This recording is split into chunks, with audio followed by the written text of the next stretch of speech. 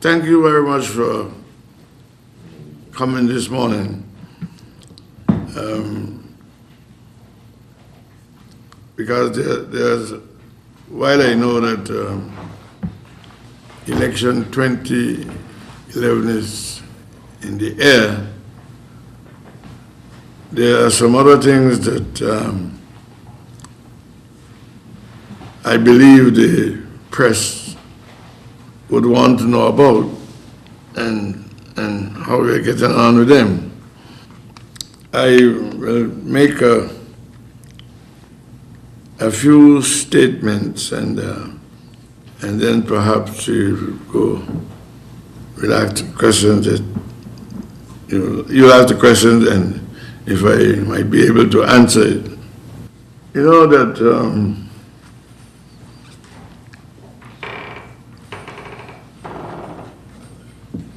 every dollar that the government of the Virgin Islands spends, 60 cents comes directly from our corporate registry. That is the financial business. This is a simple fact, but it highlights a situation that is could be unnerving and make us vulnerable to any shocks that would affect the business. It seems like tourism.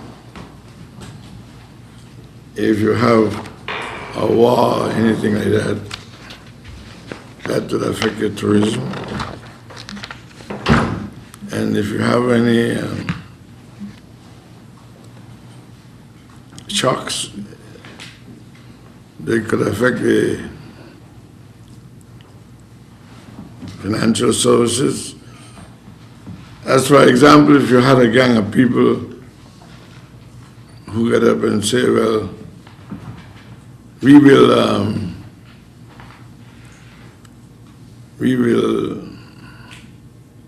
no longer tolerate the trust companies here, and that will get over the world in a flash, and will have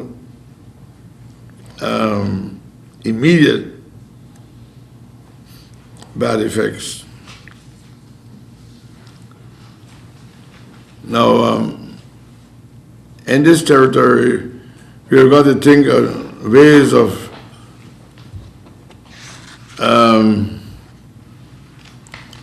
we use the term diversifying the economy. That is getting other means of revenue. Perhaps our waters, as you know, we have more waters than land. Or 200 miles thing give us a lot of water. We only have about, according to the geographers, we only have either 58 or 62 square miles of land. And even the reclamation that is done don't add very much. So we have to be constantly looking at where we can find other revenues.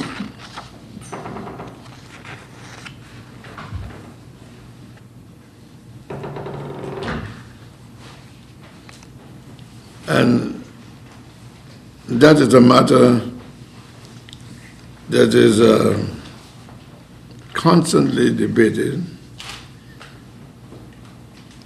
and we have not been able to come to a conclusion yet as to where we could get more revenue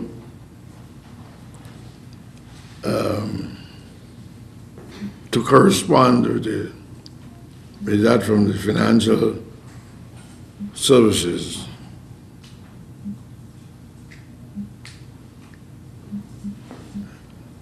In the meantime, efforts are made to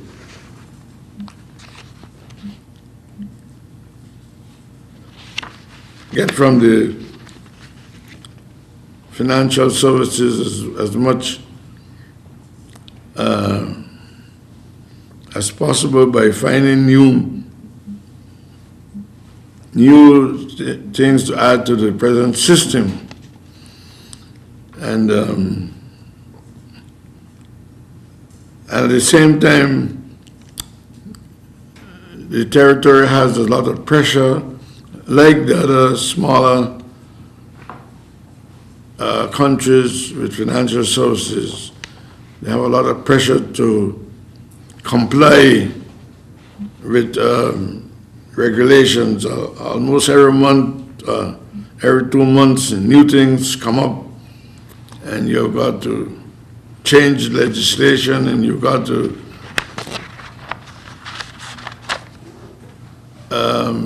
make orders in council and so on in order to be compliant with what the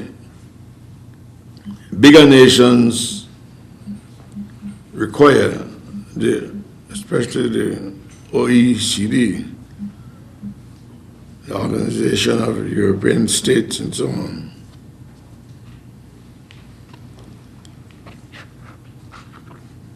This is a matter that will be hotly debated when we get down to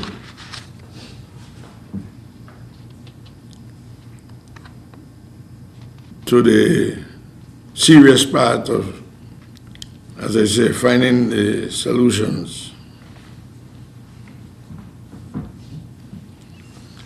Now, one of the bodies we have to report to is what you call the peer review group of the Global Forum, which is something of the OECD origin. And just recently we had meetings, and it was said that we were not in line and we had to do certain things to get in line and step with the peer review group. And so we have seen a little light now, but we got to look out for what is coming next, because they don't keep quiet. They don't keep quiet at all. I remember years ago when I was studying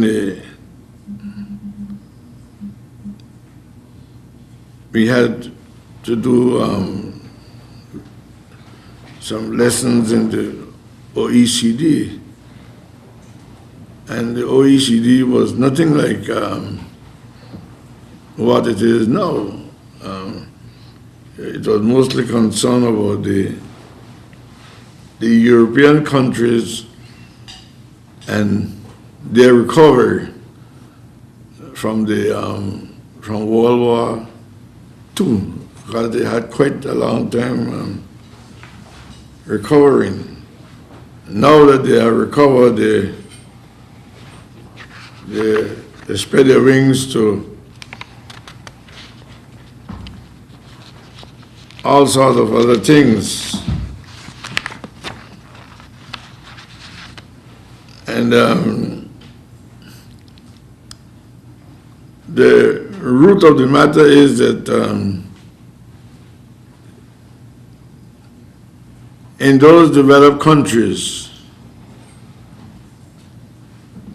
where some of the richer folk leave and go to countries that are not so developed to live and whatnot, and they want to get away from high taxation,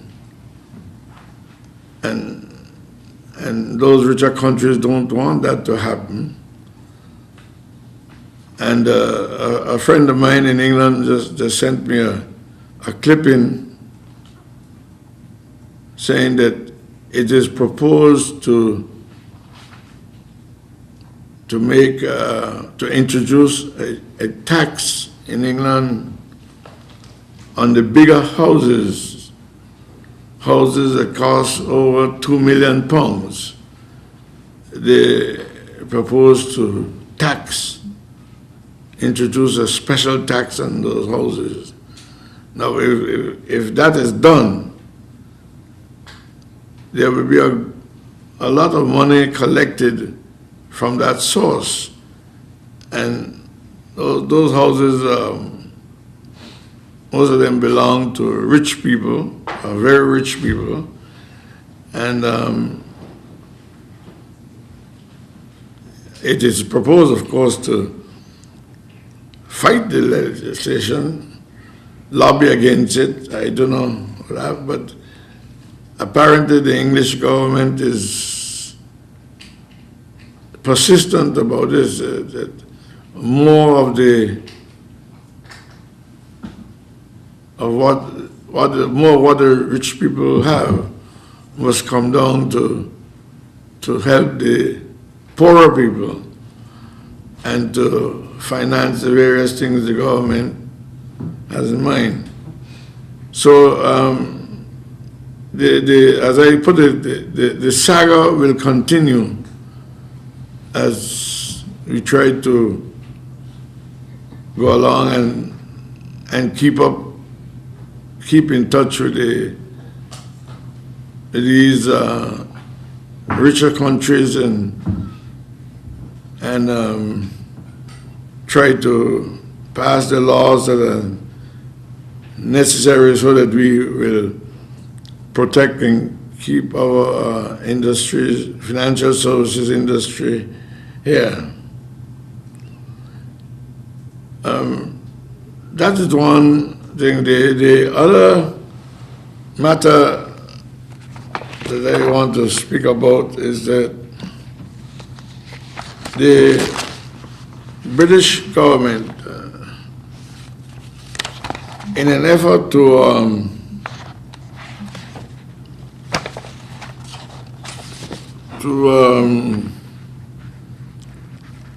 let the people in the territories, the overseas territories, know that they are thinking about those people. And I think that England has, I think, 14 overseas territories. Some are not inhabited.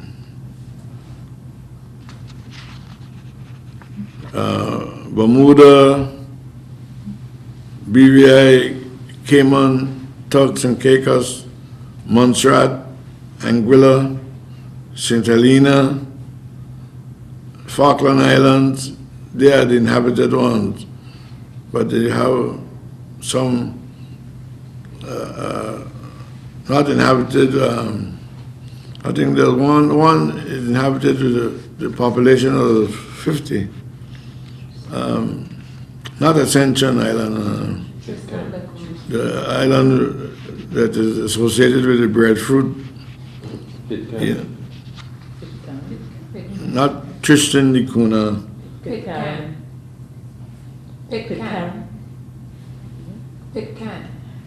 Yeah, I think it's that one.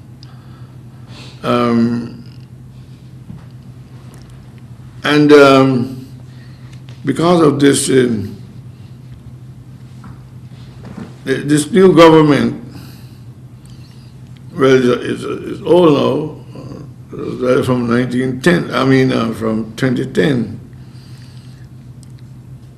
They're having what they call a consultation, and they're asking the people to send in what they recommend, what the people recommend should be done. You can write direct to the Foreign and Commonwealth Office, or you can go through the governor's office here and write and say what you think is going right, or what you think is wrong with the way the overseas territory that you live in is governed, what is wrong with the Constitution, and things like that.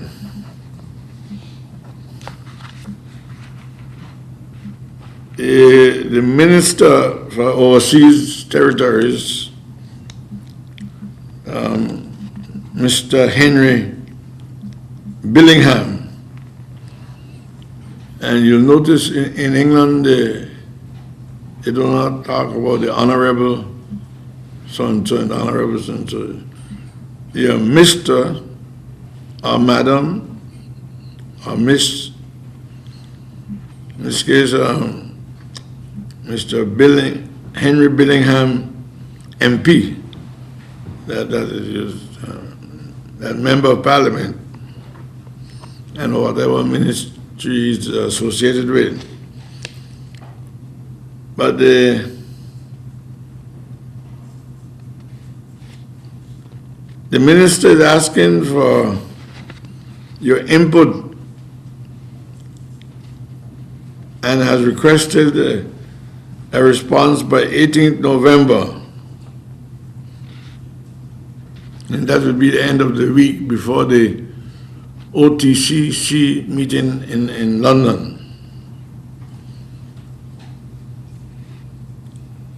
And I discussed this matter with the governor, and I think he started his side of it, and he's asking various groups of people, the churches and NGOs and other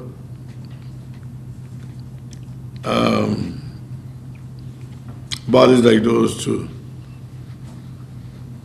either consult with him or to write in their specialties, whatever they think is wrong.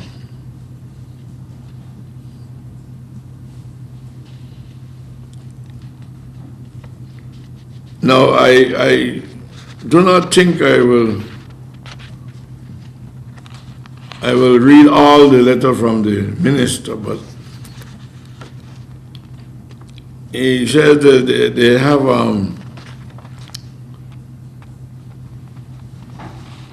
three policy goals.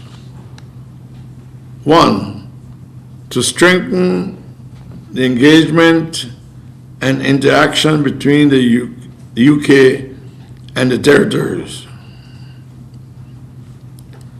Two, to work with the territory to strengthen good governance arrangements, public financial management, and economic planning where this is necessary. And three, to improve the quality and range of support available to the territories. Now, I find myself in a little difficulty there because from our experience, the quality of life and other suitable things, as far as I know, has only improved with constitutional changes. And his letter points out that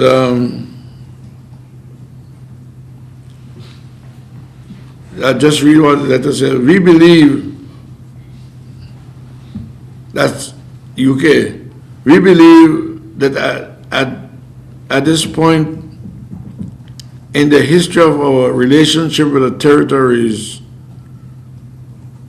when a decade of constitutional revision is coming to a close, the time is not right to embark on further constitutional change. Now, I entirely disagree with him.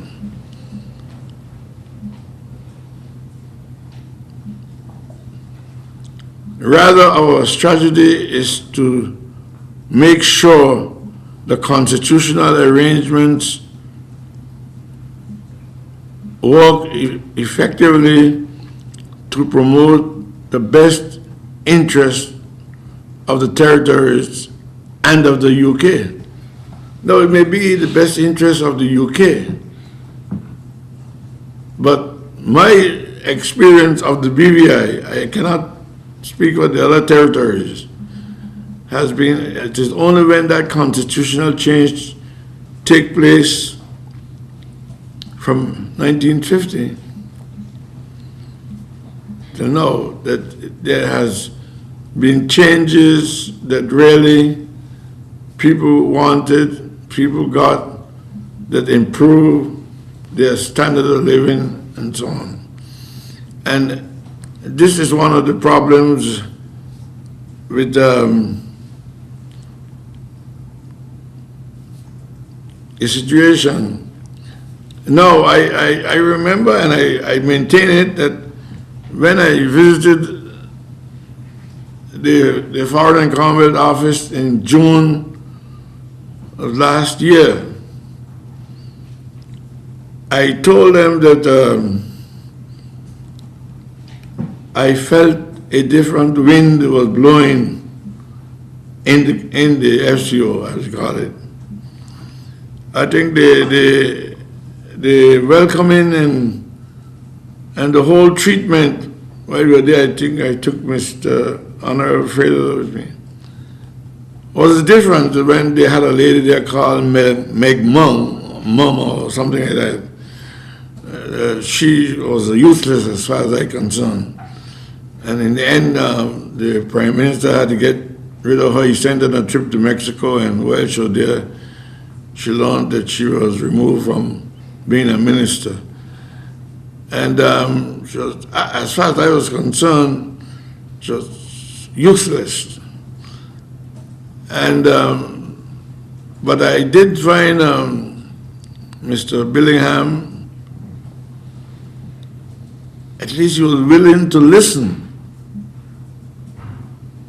He was willing to listen, and that's a very important thing. And he did tell us that they were considering ways and means of trying to improve the exchange between the overseas governments and the United Kingdom government. And I see it happening now. It's about this another questionnaire, but this document to give people a chance of saying whether they like it or not, or what I don't like or not. And I myself believe that that is a good approach. But the follow-up is what is important.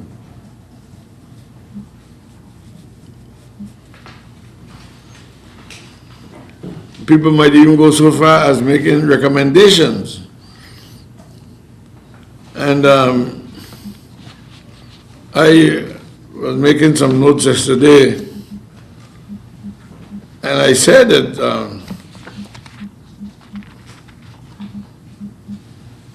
what they're saying is that the overseas governments have modern constitutions. And I said, no. I said the present constitution may be modern when compared to the Constitution Order of 1976,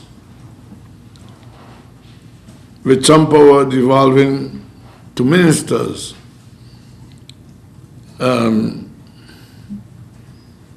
But as far as I am concerned, my own view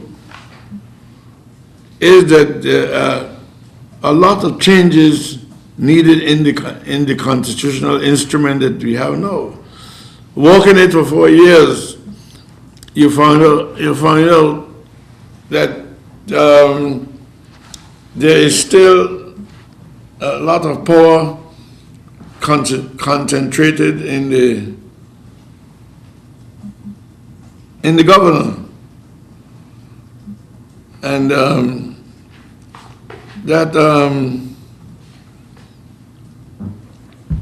some of the provisions are outdated. Let us take, for example, we will be making representations for a 6th minister, and they are telling us in England, they are telling us that you must have a certain proportion of people in Parliament in order to make sure that the opposition is not overwhelmed by government. Now, at the election in 2007, they returned 2 members of the opposition, 11 for the government. Now, what are you going to do now? You're going to say now that the 11 members shouldn't sit down in Parliament when they were duly elected? And has there been any question of overwhelming the government? The government has gone so far to show that we will not force anything through Parliament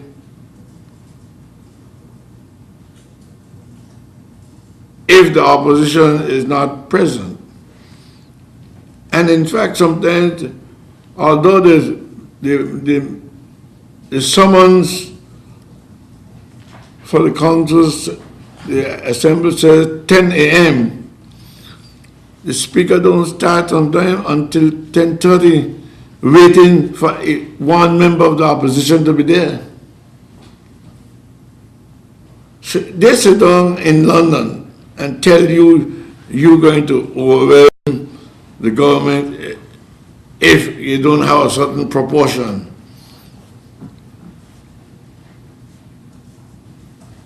And it is, to me, a way of just keeping back. Now, I've been hearing over the radio people calling for a separate finance minister, a separate tourism minister. Well, I wonder what would happen, because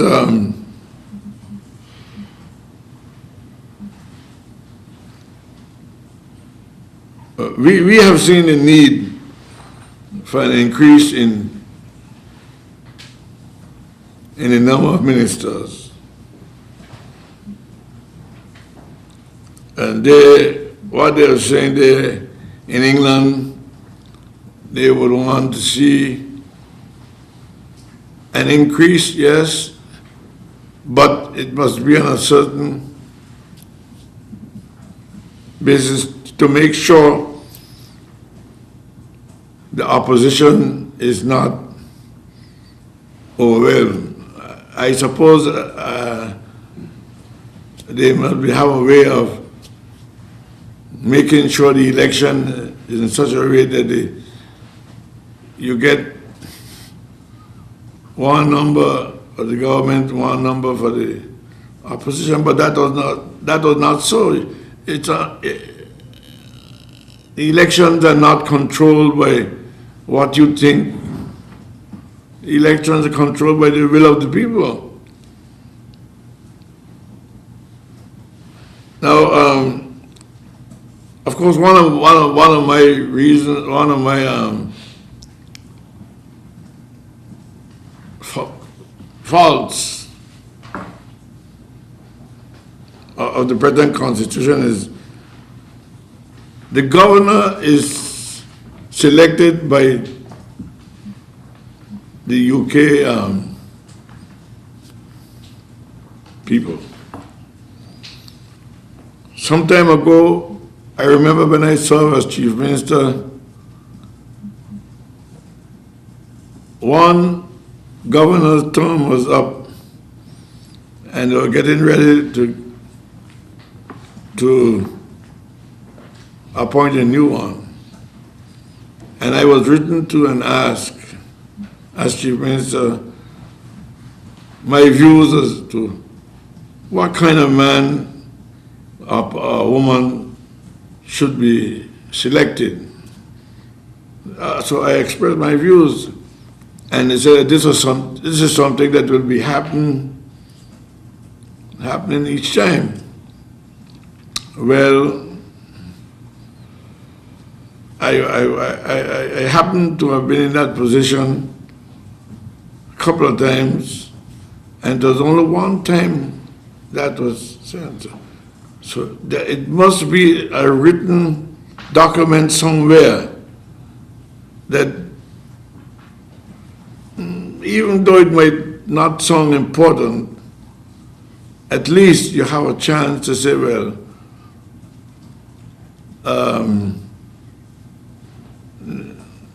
you just take up a person and you send here. And I have worked with administrators and governors for some time, and I have seen some good ones, but I am seeing, like what that little poem in the introductory West Indian Reader's book say, when she was good, she was very good, but when she was bad, she was horrid. And I've seen some governors who were horrid. And all right, when it comes out to the deputy governor, this governor has all the authority to appoint him, no consultation with nobody here. That is wrong. And not only wrong, it is insulting, because the governor, I know when we made representation, Meg Monk said she sent young people here to test out the person selected and whatnot and so on. That it must be with some kind of agreement with the cabinet, or with the premier, the cabinet, or whoever. So you still have that bit of colonialism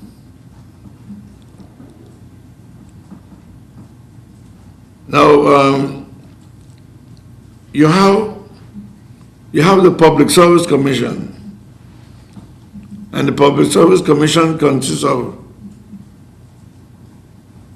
you have one person selected after consultation with the teachers' union, and two appointed by the governor.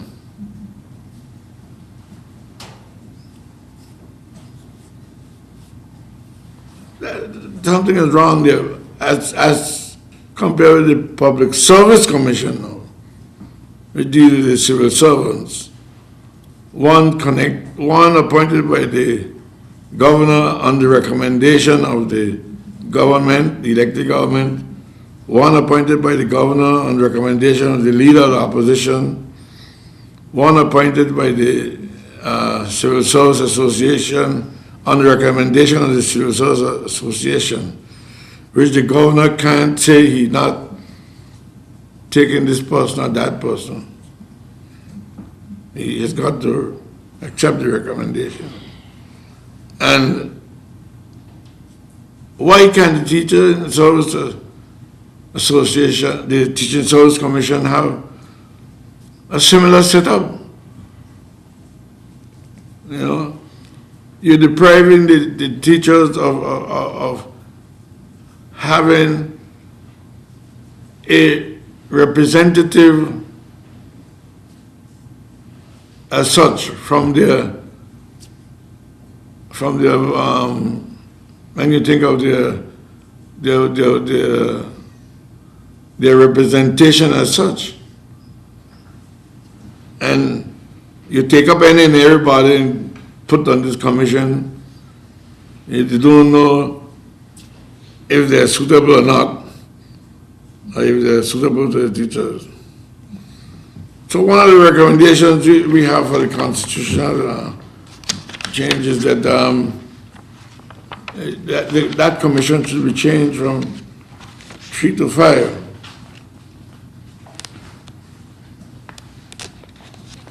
Now the other changes we find in the Constitution as we work it for the last 4 years.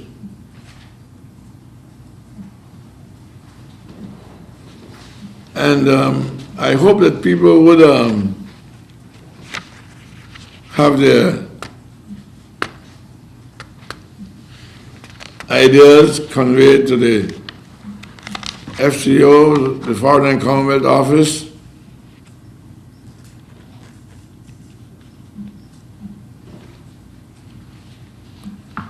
and they make use of the opportunity to say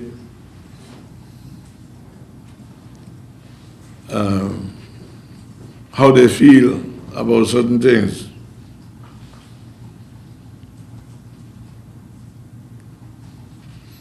Now I have here, I'll say, the United Kingdom is left to decide what is in the best interest of the United Kingdom. But it is the people of the territories who would know how the arrangements effectively promote their interests. And this is what our people have got to make sure. It is the people must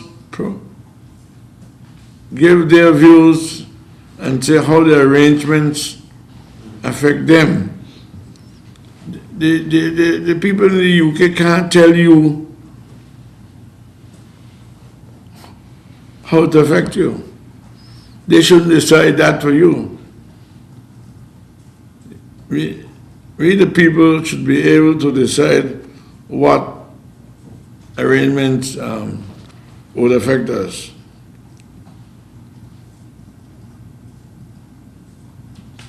So I look forward to the people participating in that debate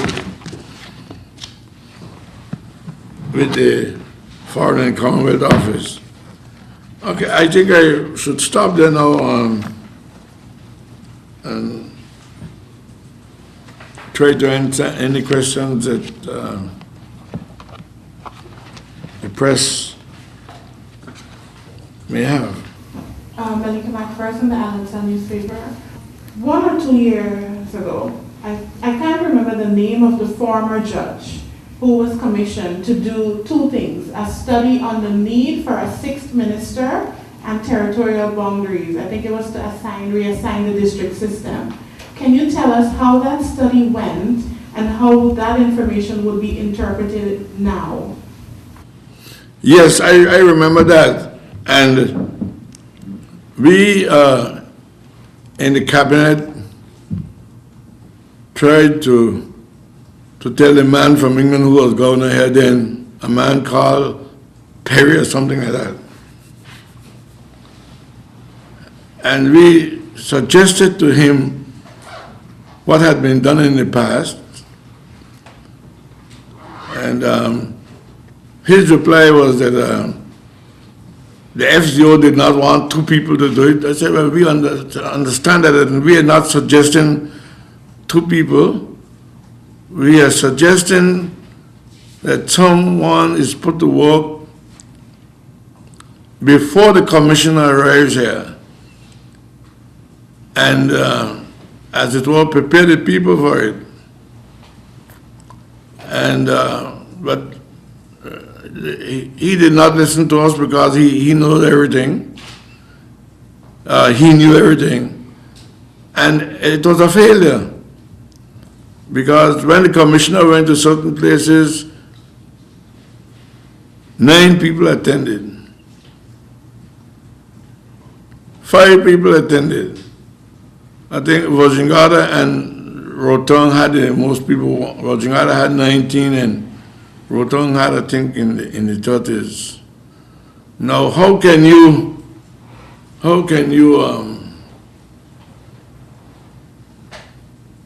perceive anything from a population of over 25,000 people with such a poor attendance throughout the discussion? And I mean, the judge who came to do it was very disappointed. She couldn't make no recommendations. Sir, if my memory serves me correct, because I remember attending one of those meetings, the one especially in Rotown that was held at the House of Assembly area, the chambers there. And I think I recall it was well attended and most persons were vocal on the recommendations for the 6th minister. What was the findings on that one? Yes, but how many people, when you take in consideration the number of people as compared with the population, it would not have been fair to base something on that, because the majority of people showed no interest in it. And this was the fault of the governor, because if the way had been prepared for the judge who was coming as commissioner, you would have had a good attendance, maybe the majority of people, or near the majority of people, that you could have a good perception of what the population needed. One follow-up on that, sir. Considering now that persons are now calling for another minister, as you have mentioned yourself, namely they're calling for either a minister of tourism and one for financial services. And I think that would have been provided for under the 6th minister suggestion. Do you think it's something that the government or the cabinet might put forward again, that the studies be done again? Yeah, these are people asking now, is that going to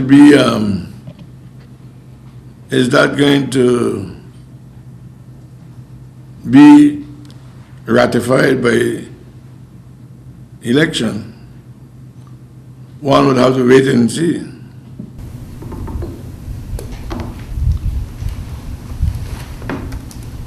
Good morning, Crystal King, from the BVI Beacon newspaper. I was wondering, other than the constitutional recommendations, is there anything else that you would like to give as your input for the next white paper? Well, if I base my judgment on what happened after the first white paper, the former white paper was prepared, I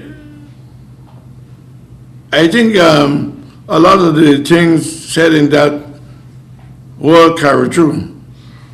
There are one or two things that failed to come about, but by and large, most of them came true, and I would believe that the present in the Foreign and Commonwealth Office, I'm looking forward to the white paper, whether in or out of Parliament, in or out of the government, and I believe it would come true. Many of the provisions would be acceptable to the people, the leaders, and it would probably come true.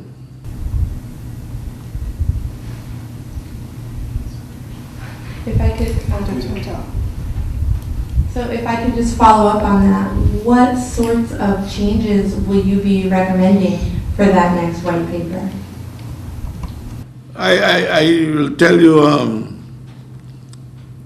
one or two or three other things. I promise you not that I wouldn't tell you all, because I don't think that would be fair. But one of the things I would like to see is that more of the officials from the United Kingdom government visit the territories. And in fact, I noticed from Mr.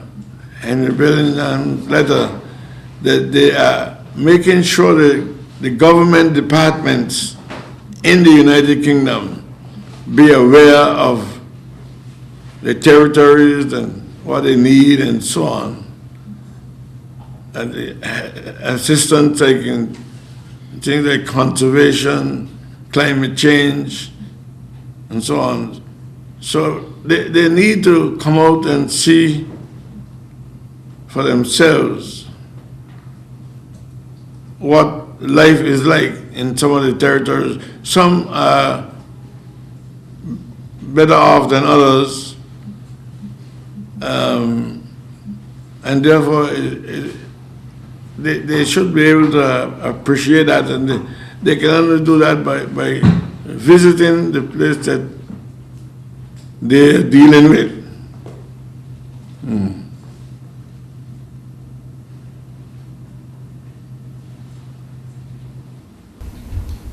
Good morning, Beverly Lewis from ZBVI.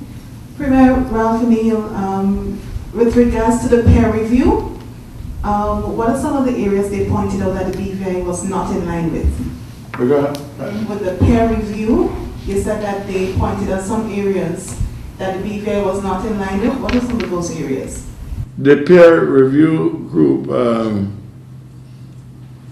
I myself discussed that with the Secretary General or whatever name of the group in France, and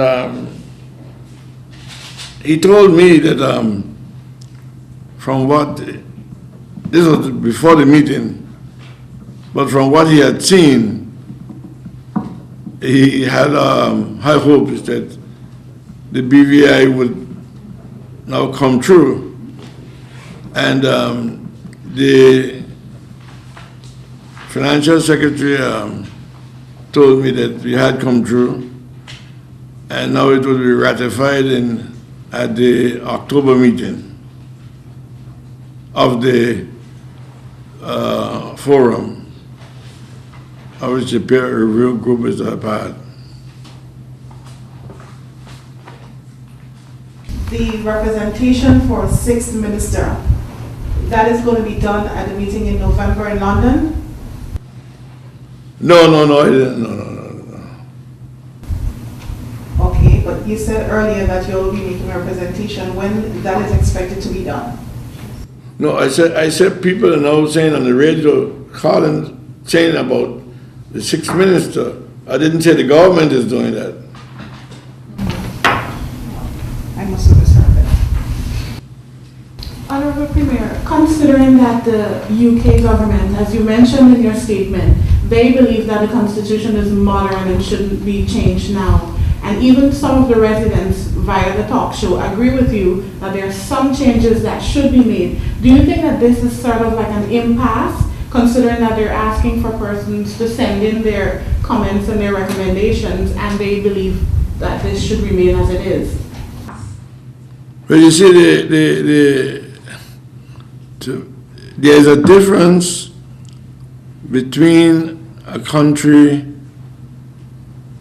which has a written constitution and one which has not a written constitution. The United Kingdom don't have a written constitution. So it's very easy for them to make change. We happen to have a written constitution, and they might think that that is too much trouble about that, but when it comes to the British interest, they're quick to make a change. So we will continue to argue the point with the minister that this is the interest of the people, and we do not accept the view that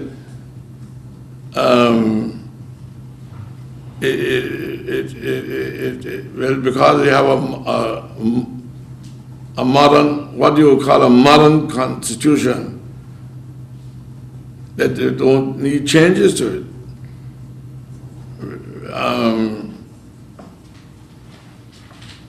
And if you take the constitution, let us take Cayman Islands. Cayman Islands constitution says the deputy governor shall be must be a Caymanian and appointed after consultation and the recommendation of the premier. So why can't the BVI have the same provision as Cayman Island? You see.